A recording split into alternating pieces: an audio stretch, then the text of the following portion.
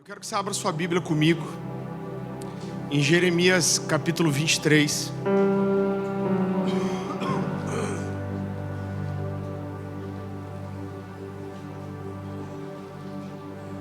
Queridos, eu acredito que eu preguei essa mensagem uma vez só na vida, em 2019.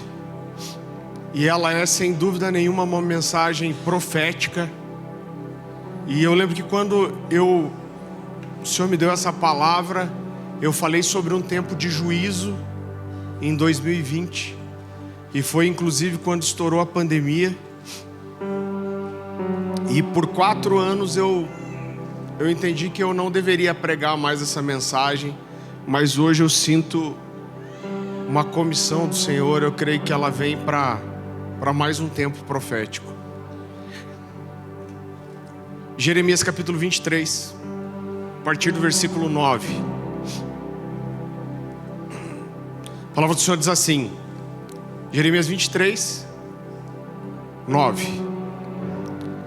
Acerca dos profetas, o meu coração está partido dentro de mim. Todos os meus ossos tremem, sou como um bêbado, como um homem vencido pelo vinho, por causa, Senhor, das suas santas palavras.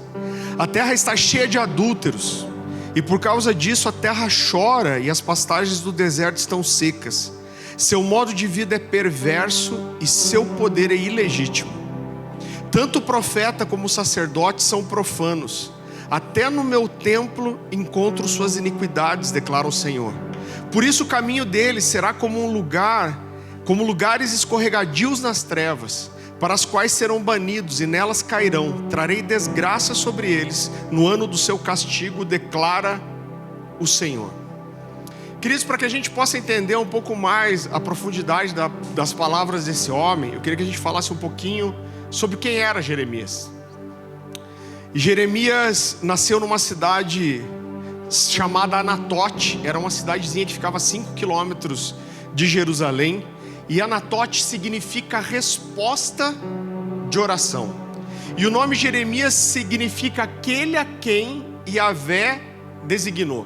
E a gente vai ver que tudo na vida desse homem tem um cunho profético. Há uns 5 anos eu sinto Deus me dizer, olhe para Jeremias, dê atenção para Jeremias de uma forma especial, porque a vida de Jeremias tem um cunho profético de valor especial para o dia de hoje, de agora, da sua geração. E talvez a gente conheça pouco sobre Jeremias ainda. No versículo 23 de Jeremias, versículo 18, capítulo 23, versículo 18. Vocês já me ouviram provavelmente citar esse texto aqui, mas eu amo esse texto. Ele diz, porque quem esteve no conselho do Senhor e viu e ouviu a sua palavra, quem esteve atento à sua palavra e a entendeu. A palavra traduzida como conselho aqui é a palavra hebraica kod, que fala de uma reunião íntima familiar, como um pai que senta na mesa para comer com seus filhos adultos e estende uma longa conversa depois do jantar. Fala de intimidade. E Deus está dizendo para Jeremias, olha, haviam muitos profetas, quem esteve na minha mesa, ouviu o meu conselho, ouviu minha palavra e a entendeu. E o próprio Deus está dizendo isso, né? E a marca de Jeremias era esse lugar de intimidade. Jeremias foi um profeta que anunciou palavras muito duras de Deus, destacando sempre a importância da fidelidade ao Senhor e da necessidade de ter um relacionamento íntimo com Ele. Então Jeremias começa profetizando muito jovem. Jeremias começou a profetizar com cerca de 20 anos, durante o reinado do rei Josias, com quem ele tinha um bom relacionamento. Mas depois que Josias morre, a coisa começa a apertar para Jeremias. E já no capítulo 1, olha, eu amo esse texto, queridos, como a Bíblia escolhe apresentar a forma que Deus escolheu para levantar esse homem. Vai comigo para Jeremias capítulo 1. Versículo 5. A palavra do Senhor diz assim, já no começo do livro. Antes de formá-lo no ventre, eu o escolhi. Antes de você nascer, eu o separei e o designei como profeta para as nações. Repita comigo, profeta para as nações. Mas eu disse, soberano Senhor, eu não sei falar, pois ainda sou muito jovem. O Senhor, porém, me disse: não diga que é muito jovem. A todos a quem eu enviar, você irá e dirá tudo o que eu lhe ordenar. Não tenha medo deles, pois eu estou com você para protegê-lo, diz o Senhor. O Senhor estendeu a mão, tocou a minha boca e disse-me: agora põe em sua boca as minhas palavras. Veja, eu hoje dou a você autoridade sobre as nações e reinos, para arrancar, despedaçar, arruinar e destruir, para edificar e para plantar. Queridos, o contexto de Jeremias é que o povo havia se afastado muito de Deus. O povo havia se prostituído, se dobrado aos deuses de outras nações. Era um povo desviado. E Jeremias se levanta basicamente para profetizar o juízo de Deus. Se a gente fosse resumir a mensagem de Jeremias, é o seguinte: vocês estão afastados de Deus, vocês têm rejeitado a palavra dele, e ele vai trazer o juízo. O contexto fica mais complicado porque mesmo o povo estando desviado, afastado de Deus, mergulhado em prostituição, existiam vários pseudo-profetas que se levantavam no meio de Israel profetizando coisas boas para esse povo vagabundo e desviado. E a verdade é que Jeremias pagou um alto preço por isso, porque ele profetizou algo que os outros não profetizavam. Jeremias tinha uma personalidade muito forte. É interessante que Jeremias, de todos os profetas, ele é o que mais usa o pronome eu. Então ele diz: eu falo, eu anuncio, eu determino, eu digo. Parece que ele puxava para ele a coisa. Então Jeremias era valente, corajoso. Jeremias profetizou contra o povo, profetizou contra os sacerdotes, profetizou contra os profetas, profetizou contra a estrutura religiosa, ou seja, não faltou para ninguém. Jeremias é ferido por um sacerdote chamado Passur, e olha a reação dele. Irmão, esse cara era casca grossa. Jeremias capítulo 20. Eu vibro com Jeremias, irmão. Passur, filho de Imer, o mais alto funcionário do templo do Senhor, ouviu Jeremias profetizando essas coisas, que era justamente o juízo, mandou espancar o profeta e prendê-lo no tronco que havia junto à porta superior de Benjamim, no templo do Senhor. Na manhã seguinte, quando o Passur mandou soltá-lo do tronco, Jeremias lhe disse: ele passou a noite inteira preso no tronco. Aí quando o sacerdote que prendeu ele vai soltar, olha o que ele diz: o Senhor já não o chama Passur, e sim Magor Missabib, que significa terror por todos os lados.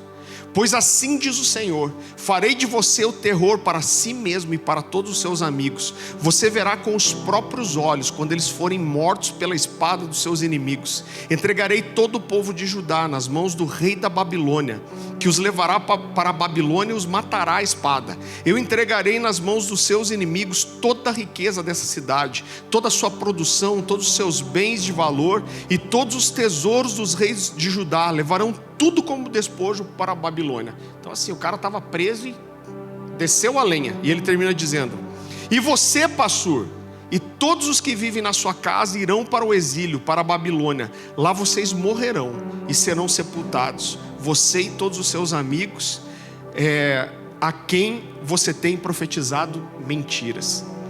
Então logo depois disso, Jeremias é perseguido. Jeremias, com toda a sua sinceridade, a sua língua afiada. Eu amo, queridos, a sinceridade de Jeremias, porque Jeremias ele rasga o coração dele para Deus. E olha a sinceridade desse homem.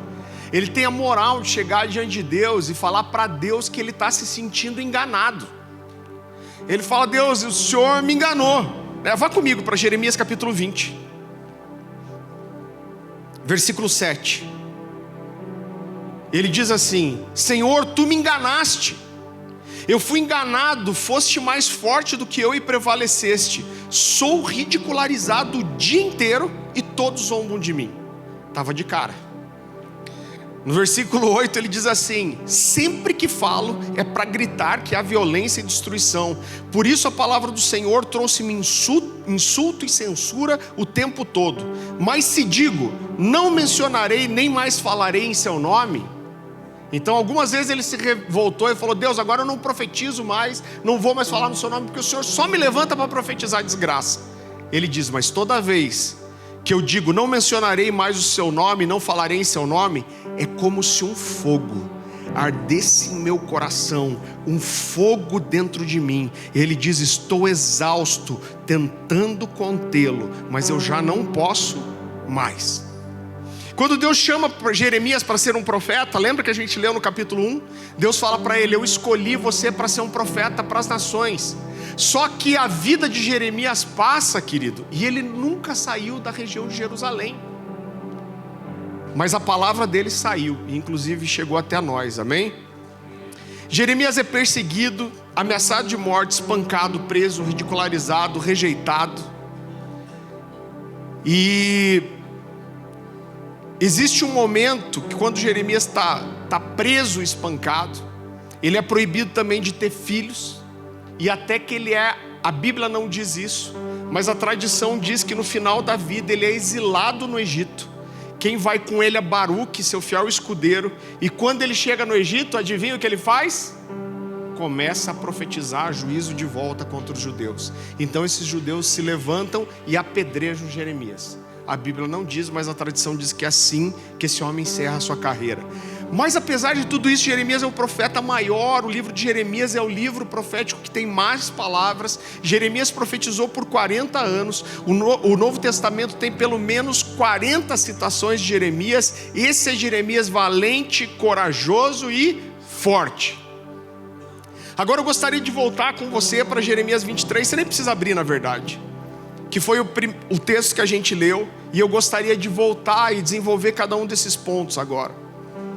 Ele diz acerca dos profetas: o meu coração está partido dentro de mim, todos os meus ossos tremem.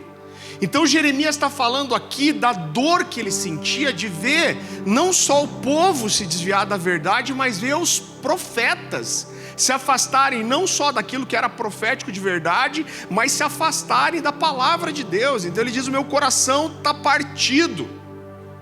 Ele diz: os meus ossos tremem. Ele fala de tristeza, de temor. Jeremias recebe uma palavra de juízo de Deus contra a nação. Então, só para você entender o conceito aqui, querido, lá em Levítico, Deus está dando uma palavra de bênção para o povo. E ele fala: olha, eu quero abençoar vocês.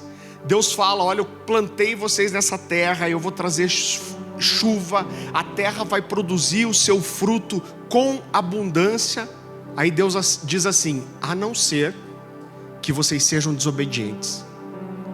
Porque se vocês forem desobedientes, eu vou transformar toda essa bênção em maldição. Deus diz: se vocês se desviarem dos meus mandamentos, eu vou fazer com que outras nações persigam vocês. Eu vou espalhar vocês pela terra, vocês vão habitar em terra estrangeira, se vocês não cumprirem os meus mandamentos. E o primeiro mandamento que eles não cumpriram é que Deus deu uma ordem específica, que a terra deveria cumprir um ano sabático. O que significa isso? Então a terra deveria ser trabalhada por 6 anos, mas no 7º ano ninguém deveria plantar nada. Você só deveria colher o que nasceu sozinho, mas você não podia cultivar a terra. E queridos, o povo fez isso por muitos anos, desobedecendo o mandamento do Senhor. Se você quiser ir comigo rapidinho, Levíticos 26.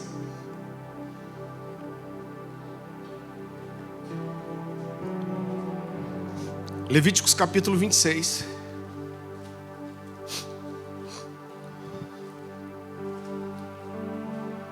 A partir do versículo 33. Deus está dizendo: olha, eu quero trazer bênção, prosperidade, chuva. Mas se vocês desobedecerem, Deus diz assim, Levíticos 26, 33: espalharei vocês entre as nações e desembainharei a minha espada contra vocês.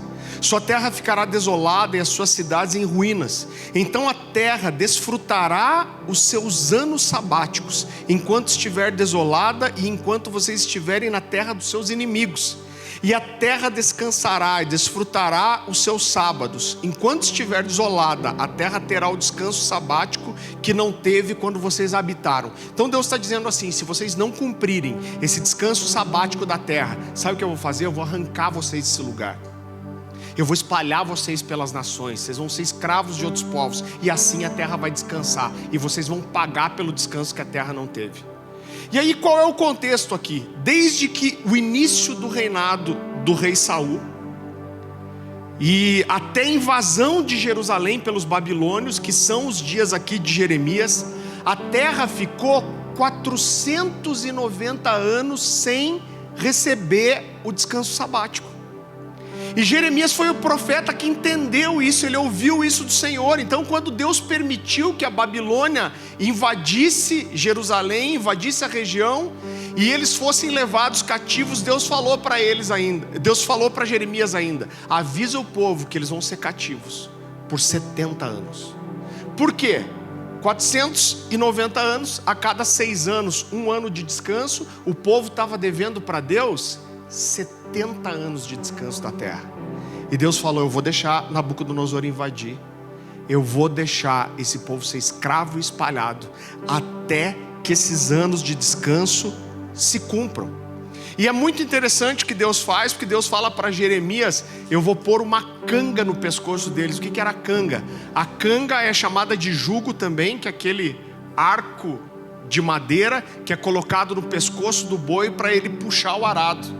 E Deus fala para Jeremias assim: ó, põe uma canga no seu pescoço e vai no meio dos profetas e dos sacerdotes, e fala que eles vão ser escravos da Babilônia por 70 anos.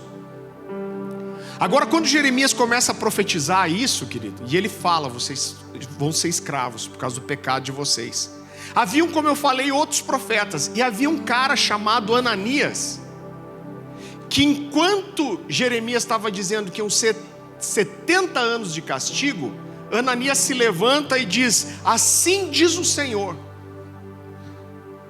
dentro de 2 anos eu vou quebrar o jugo dos babilônios e vocês vão ser libertos. Irmão, esse texto é engraçado, você pode voltar lá e ver depois. Jeremias 25. Ele fala assim: em 2 anos o Senhor vai quebrar o jugo e libertar vocês. E Jeremias diz assim: 2 anos? E ele diz: amém. Tomara que seja assim mesmo, que Deus cumpra essa sua palavra. O desejo verdadeiro de Jeremias é que houvesse paz. Mas depois ele diz assim: olha, ouçam você, Ananias, e todos aqui. Outros profetas antes de mim já profetizaram o que eu estou dizendo. Ele está falando da referência de Levíticos. Ele está dizendo: o que os outros profetas antes de mim e de vocês profetizaram? Que quando o povo se desvia de Deus, o juízo vem. E aí ele diz assim: o tempo vai mostrar quem de nós dois é profeta de verdade. E a Bíblia fala que Ananias avança em Jeremias, quebra a canga do pescoço dele e ainda repete: assim como eu quebrei a canga do seu pescoço, em 2 anos Deus vai quebrar o jugo dos babilônios. E aí Jeremias fica de boa, ele vai saindo, vai indo embora, mas daí Deus fala para ele assim: volta lá. Eu imagino Jeremias: ai Deus, sério? Deus fala: sério. Aí ele volta e fala assim: Deus mandou dizer para vocês quebraram essa canga de madeira, mas Deus mandou dizer que Ele vai colocar uma canga de ferro no pescoço de vocês. E aí ele vira para Ananias e fala assim: e você que está profetizando o que não é de Deus, ainda esse ano você vai morrer. O resultado foi que 2 meses depois, Ananias estava morto. E queridos, quando eu olho para isso, eu vejo que Ananias e outros profetas que profetizavam a mesma coisa e incitavam o povo contra Jeremias, eram profetas da destruição. Por quê? Eu já vou te dizer por quê. Depois disso, Jeremias foi proibido inclusive de ir no templo. Proibiram, eles não queriam mais ouvir. A gente não quer mais que você tenha voz. Agora vai comigo para Jeremias 23, 14.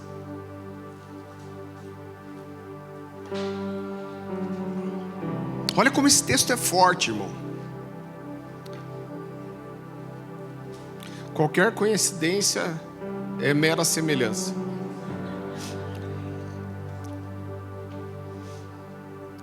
Jeremias 23, 14. A palavra do Senhor diz assim: e entre os profetas de Jerusalém vi algo horrível.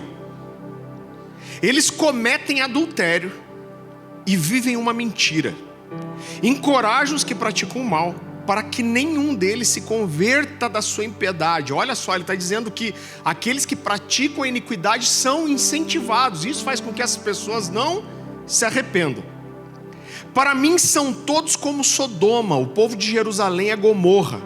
Por isso assim diz o Senhor dos Exércitos acerca dos profetas: eu os farei comer comida amarga e beber água envenenada, porque dos profetas de Jerusalém a impiedade se espalhou por toda a terra. Assim diz o Senhor dos Exércitos: não ouçam o que os profetas estão profetizando para vocês.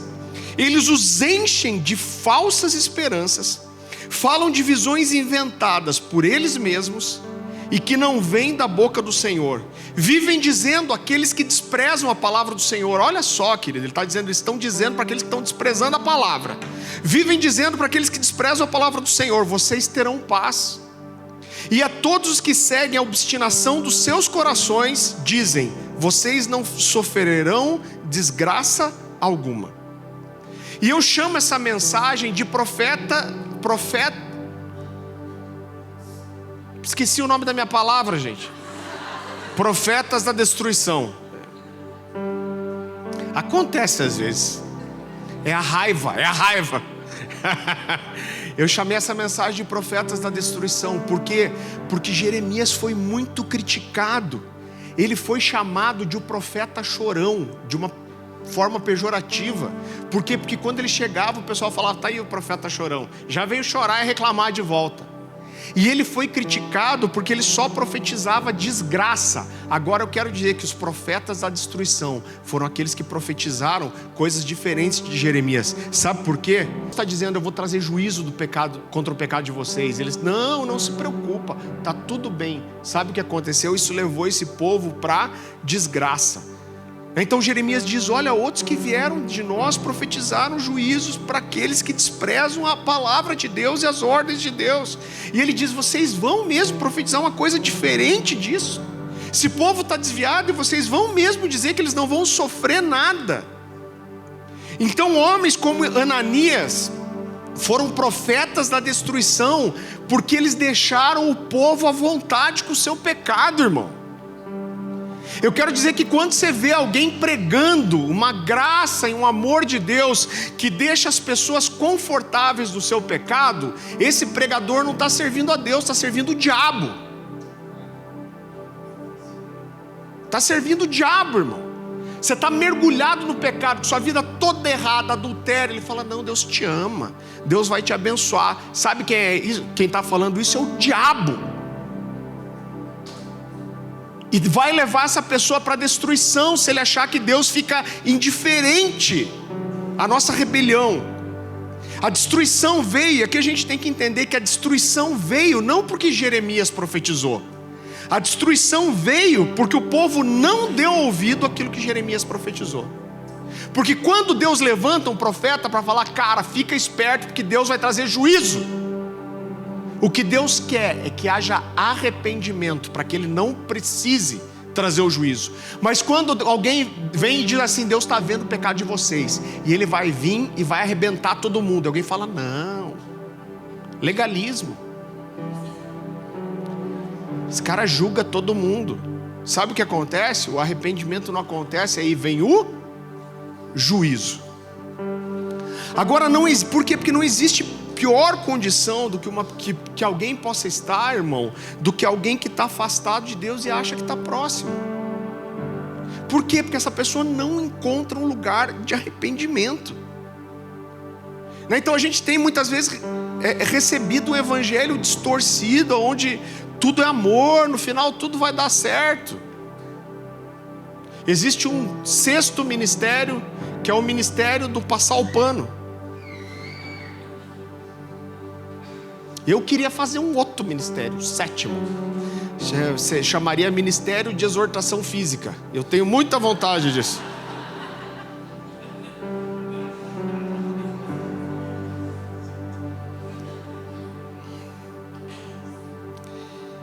E Jeremias olha para tudo isso, ele diz: o meu coração está partido pelos profetas, e os meus ossos tremem.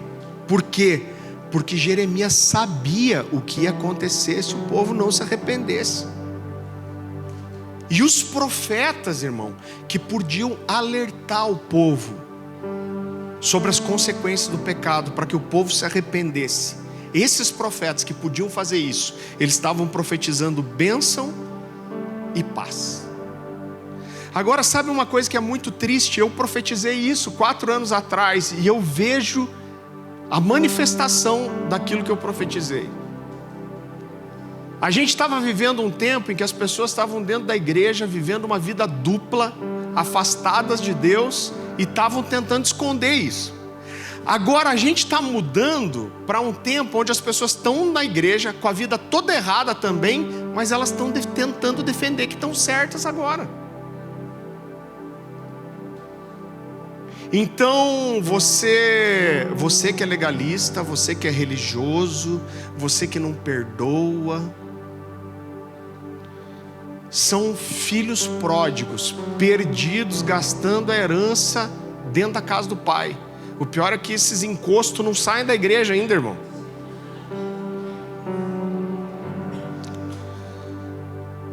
Mas nós temos muitos profetas dizendo que as pessoas querem ouvir: não, você está no pecado, você está mergulhado no pecado, mas está tudo bem, Deus te ama. Se você precisasse se esforçar para ser santo, isso não seria mais graça, seria seu próprio esforço. E Deus não vai dividir a glória dele com ninguém. Parece o diabo falando. Vai dar tudo certo, não vai ter consequência, Deus é bom. E assim eu tenho conhecido, queridos, muitas pessoas que se afastaram de Deus, se perderam. E em algum momento elas são alcançadas pela calamidade do seu pecado. E aí quando a desgraça vem, elas ficam culpando Deus ainda. Deus fez isso comigo, Deus fez aquilo comigo. Depois Jeremias diz assim: eu sou como um bêbado, como um homem vencido pelo vinho, por causa, Senhor, das suas santas palavras. Tem uma canção do Alessandro Vilas Boas chamada Jeremias 23, que o refrão é: sou como um bêbado vencido pelo vinho, por causa das suas santas palavras. Eu amo essa música, é uma das canções dele que eu mais gosto. Ele fala: cara, eu não canto essa música nas igrejas porque o povo não entende. Agora o que Jeremias está falando é tão forte. O que Jeremias está falando? Ele está fazendo uma referência às palavras de juízo de Deus. Ele está dizendo: as tuas palavras, elas me fazem cambalear. Por quê? Porque eu tenho temor daquilo que você fala.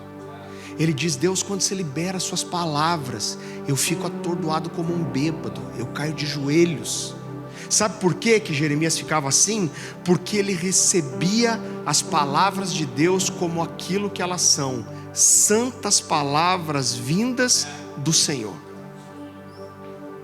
Então Deus alerta o povo e diz: se vocês não se arrependerem, um juízo terrível e devastador vai vir. Então se arrependam. E Jeremias fala: suas palavras me deixam como bêbado.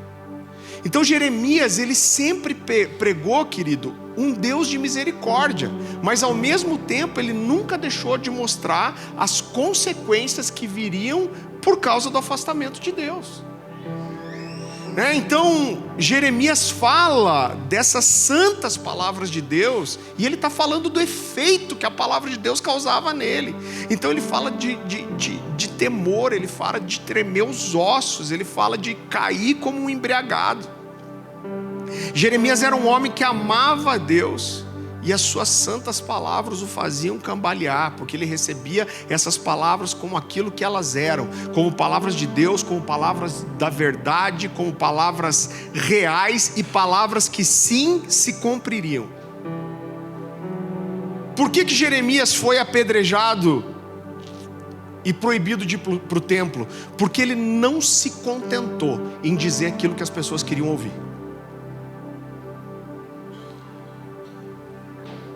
Porque ele não podia ser um profeta que é contra aquilo que a palavra de Deus dizia, aquilo que outros profetas das Escrituras já tinham profetizado. Ele não podia ir contra contra aquilo que Deus determinou nas Escrituras.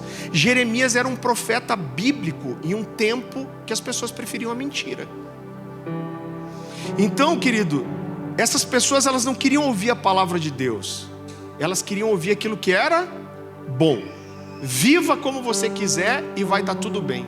Eu costumo dizer que a palavra do Senhor para nós é: eu te amo e eu quero o melhor para você.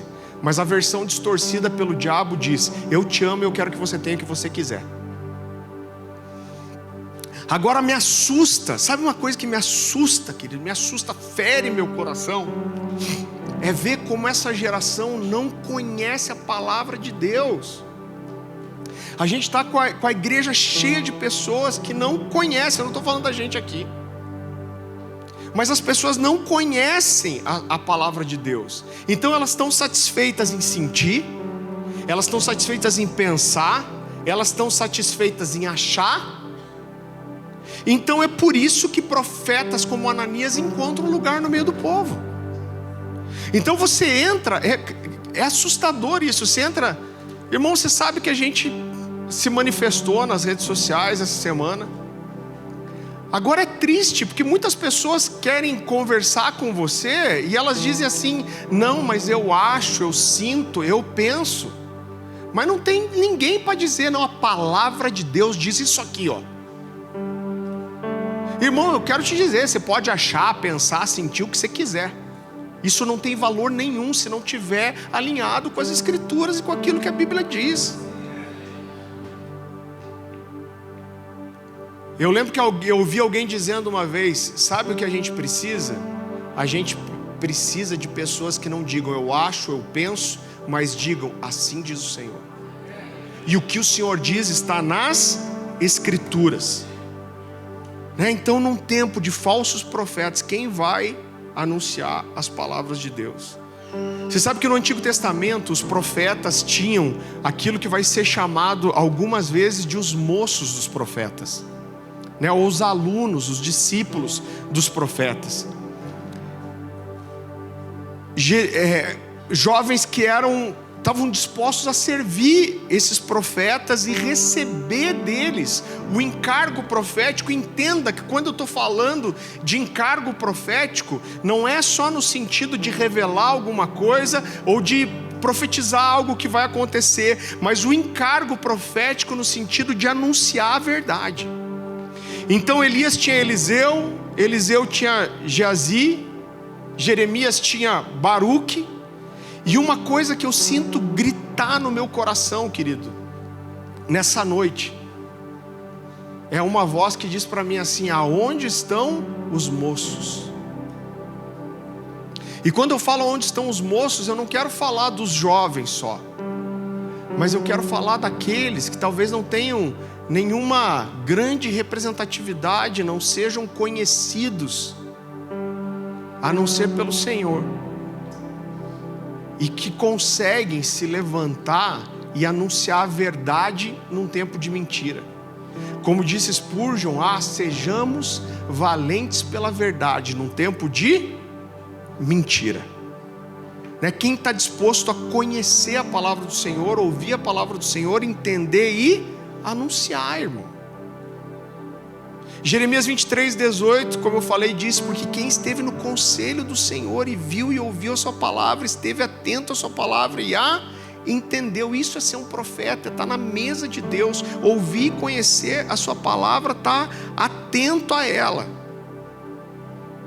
Jeremias era esse profeta que os ossos tremiam, que derramava lágrimas, que intercedia pelo povo. Ele conhecia a palavra do Senhor. Sou como um bêbado, eu sou vencido pelas palavras da tua verdade. Então, mais do que nunca, nós precisamos de uma voz profética levantando, querido, no meio da igreja. Eu acredito sim que no meio disso vão ter pessoas que vão ser mais conhecidas que outras. Mas eu tenho uma frase de algum pregador conhecido, eu não lembro se foi Charles Finney ou alguém, mas ele diz assim, que uma pessoa com a Bíblia na mão tem autoridade para dizer que todos os outros estão errados. Então não importa quem você é, importa quem respalda aquilo que você fala. E eu creio que é um tempo onde a gente precisa mais que nunca, esses valentes pela verdade, pessoas que vão se levantar e dizer, assim diz o Senhor, que não vão dizer eu acho, eu penso, eu sinto, mas a palavra de Deus e o Deus da palavra dizem isso. Que vão profetizar não só profecias, mas anunciar a palavra de Deus.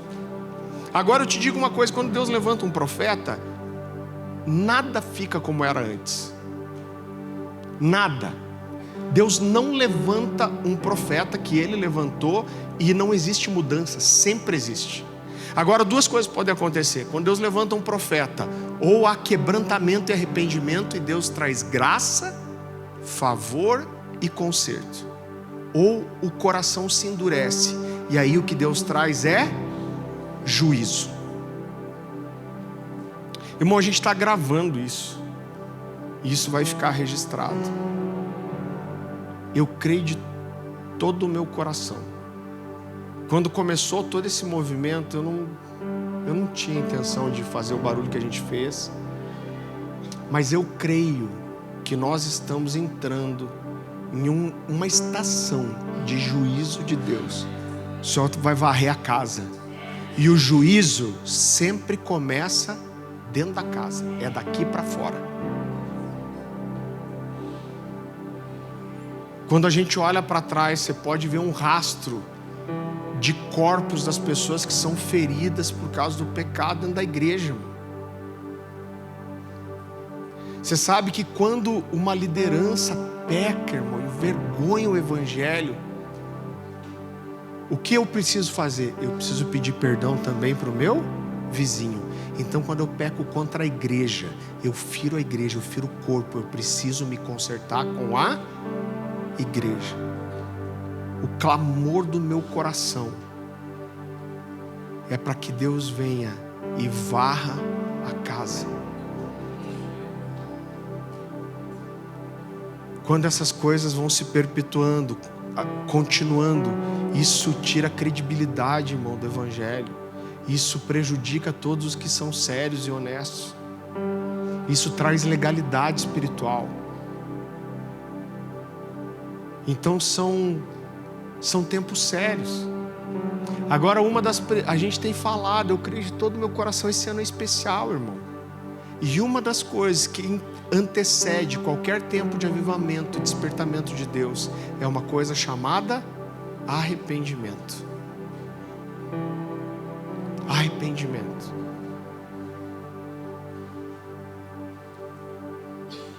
Eu quero orar com você. Eu queria que a gente tivesse um tempo de oração.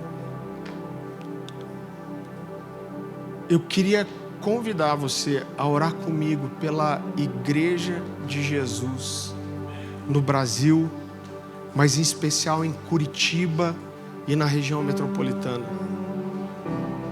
Que o Senhor traga a luz. Eu sei que existe uma ideia que é mais ou menos assim: ah, pastor, mas quando expõe, isso prejudica a igreja, isso fere a noiva. Irmão, o que fere a noiva é o pecado, não é a luz mostrando.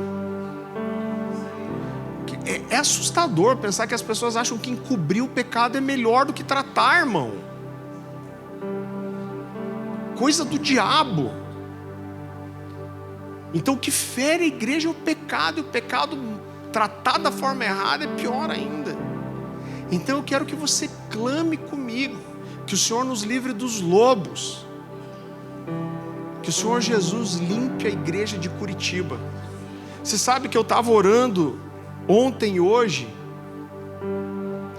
e eu falo para Deus às vezes, irmão, eu sou sanguíneo, eu falo: Deus, eu vou botar o povo para orar, para que Deus traga justiça. Aí eu penso: cara, mas a gente é uma igrejinha, eu acho que eu tenho uma mania de grandeza, Deus. Eu falei: nós somos pequenos, mas somos metidos. Eu falei: Deus, acho que eu tenho uma mania de grandeza. Cara, eu ouvi Deus falar comigo: você não precisa ter uma igreja enorme, você não precisa ser conhecido, você precisa só que eu respalde aquilo que você fala. Irmão, eu posso estar sozinho, se o Senhor respaldar aquilo que minhas palavras dizem, o bicho vai pegar. Eu creio que eu estou aqui liberando uma palavra de Deus. Eu queria que a gente pudesse orar pela nossa cidade. Eu vou começar orando, eu vou chamar aqui o pessoal da adoração, mas eu queria que a gente estendesse essa oração. E eu, em nome de Jesus, eu quero liberar uma palavra profética sobre você. Eu creio que o Senhor vai te dar o que orar. Esteja sensível. Eu vou conduzir o começo de uma oração, mas deixa Deus te usar como um profeta que está aqui nessa pequena casa, liberando uma palavra de Deus, irmão. E liberando nos céus, intercedendo, clamando. Você pode orar comigo? Vamos ficar em pé? Senhor Jesus, nós nos colocamos diante do Senhor nessa noite, Senhor. Nós amamos a sua igreja, nós amamos o Senhor, amamos o seu nome, Senhor. Nós amamos a sua vida, nós amamos a sua palavra, nós amamos a verdade, Senhor. E em nome de Jesus nós clamamos, Senhor meu Deus, por uma estação de vida sobre Curitiba, sobre o Brasil. Mas nós queremos clamar aqui sobre Curitiba e região metropolitana, que é o lugar onde o Senhor tem nos plantado, Pai. Nós nos levantamos aqui, nós pedimos perdão pela nossa nação. Nós te pedimos perdão pelo adultério dos líderes, Pai. Nós te pedimos perdão pela mentira dos líderes. Nós te pedimos perdão pelo abuso da liderança, Senhor. Nós pedimos perdão por aqueles que tratam, Senhor, com 2 pesos e 2 medidas, Senhor. Nós pedimos perdão para o Senhor a respeito dos lobos que se aproveitam da igreja para interesses pessoais, Senhor, interesses políticos. Nós clamamos pela sua misericórdia, Pai. Mas nós te pedimos, varre a sua casa, Senhor. Limpa a igreja, Senhor. Em nome de Jesus, Senhor, que o Senhor não permita mais que aquilo que está oculto seja trazido à luz. Nós estamos agora, Senhor, como Jeremias aqui, vencidos, Senhor, pelas suas santas palavras, Senhor, como aqueles que temem e tremem, Senhor. Mas estamos aqui, a tua palavra diz: bem-aventurados são aqueles que têm fome e sede de justiça, porque eles serão saciados. Nós clamamos, Senhor, santifica a sua igreja, que o Senhor tire do seu lugar aqueles que saqueiam, roubam, mentem, enganam, ferem, maltratam a igreja, Senhor. Aqueles que têm deixado um rastro de corpo, Senhor, daqueles que são feridos pela mentira, pela iniquidade, pelo adultério, pelo engano, pelo abuso, Deus. Vem, Jesus. A sua igreja que clama: vem, Jesus. Venha, Jesus, e limpa a sua casa. Traga à luz o que está oculto, escondido, Senhor. Traga vida, traga justiça, Jesus. Nós clamamos para que o Senhor venha, Pai. Que o Senhor guarde aqueles que têm sido envergonhados por esses falsos mestres, Senhor. Têm sido envergonhados. Existem tantos homens de Deus sérios, apaixonados, mas existem os lobos. Traz o roubo à luz, traz o adultério à luz, traz a mentira à luz, traz a politicagem à luz. Traz a luz, Senhor, traz a luz, mostra, revela, Senhor. Perfumamos ela toda, nós preparamos a mesa, tome o lugar de honra, nós arrumamos a casa. Perfumamos ela toda, nós preparamos a mesa. Tome o lugar de honra.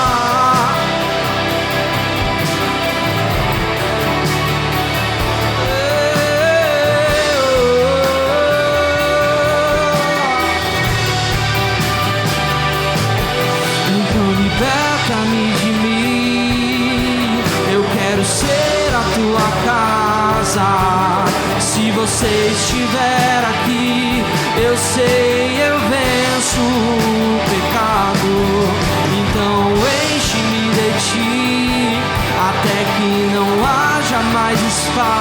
venço, pois quando estou em tua presença, meu viver é transformado. Então liberta-me de mim, eu quero ser a tua casa. Se você estiver aqui, eu sei, eu venço o pecado. Então enche-nos de ti, até que não haja mais espaço, pois quando estou em tua presença, meu viver é transformado.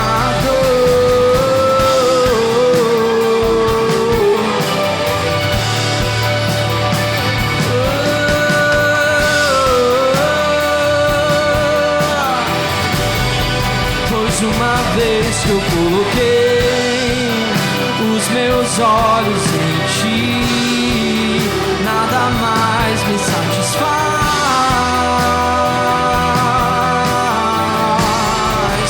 Uma vez que eu coloquei os meus olhos em ti, nada mais me satisfaz.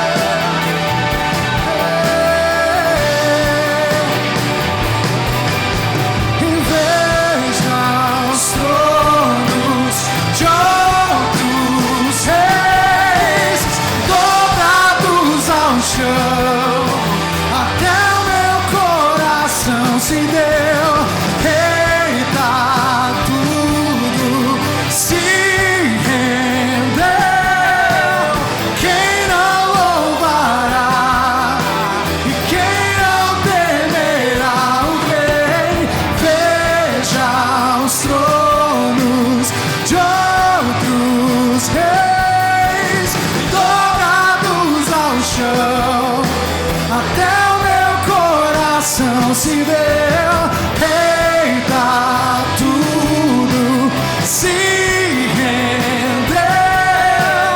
Quem não louvará e quem não temerá o Rei? Que importa é que ele cresça, maior que toda sombra que a gente projetou. Que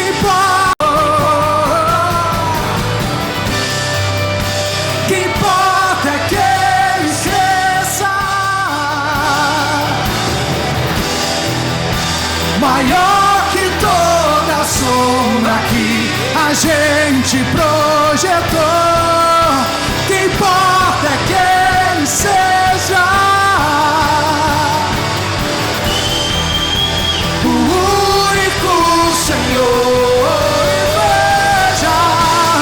veja os tronos de outros reis dobrados ao chão, até o meu coração se deu. Eita, tudo se rendeu.